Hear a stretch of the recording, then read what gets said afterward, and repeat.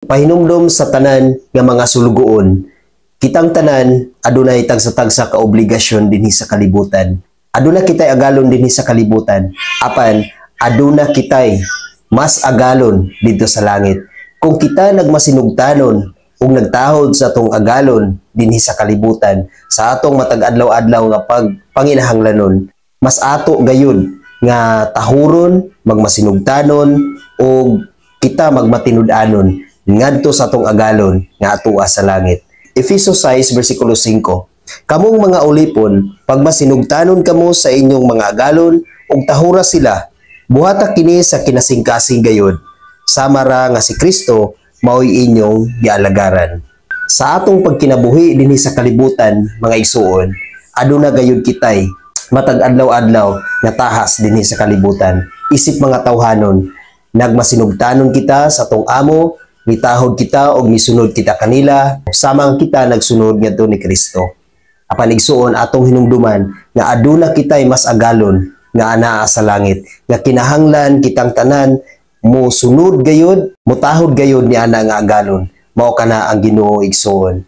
Ug sa atong pagbuhat ni ana nga mga obligasyon igsuon, kinahanglan nga ato kanang buhaton sa kinasingkasing gayud. Kung aduna kay trabaho dinhi sa kalibutan igsuon, buhata gayud kana sa kinasingkasing gayud. O ang pinaka-importante niya na ang imong trabaho ngadto sa Ginoo.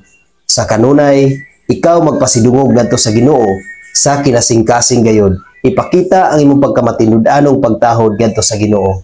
Sa Efesos 6 versikulo 6 nagingon, himua kini dili lamang kung magtan-aw sila kaninyo, aron daygon kamo nila, kundili buhata ang kabubuton sa Dios sa kinasingkasing gayod, ingon nga mga ulipon ni Kristo. Igsuon nag-ingon ang pulong sa Ginoo nga sa inyong pagbuhat niya na buhata gayod sa kinasingkasing, dili kay sa pagbuhat nimo ni ana mubuhat lang ka kung magtan-aw ang imong agalon, mubuhat lang ka og maayo kung anaa ang imong agalon, kung nagtan-aw siya sa imong mga gipangbuhat.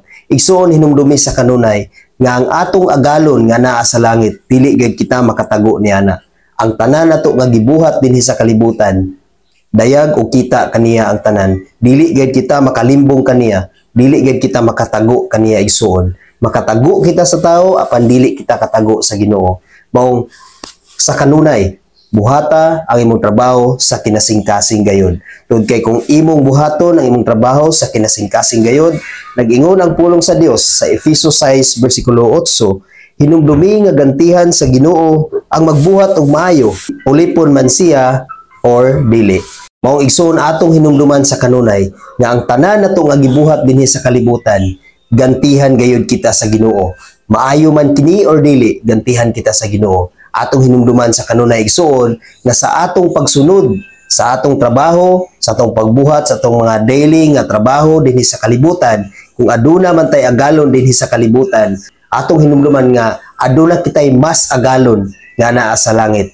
Kung makatago ka sa imong agalon dinhi sa kalibutan, kung mulihok o motrabaho lang ka nga naa ang imong agalon, apan ang atong agalon nga atua sa langit, dili ka gayud makatago igsuon. Maong ingon ang pulong sa Dios nga buhata ang imong trabaho sa kinasingkasing gayud. Tungod kay dili ka gayud makatago sa Ginoo igsuon. Ang tanan nimo nga gibuhat dinhi sa kalibutan, dayag sa Ginoo ang tanan.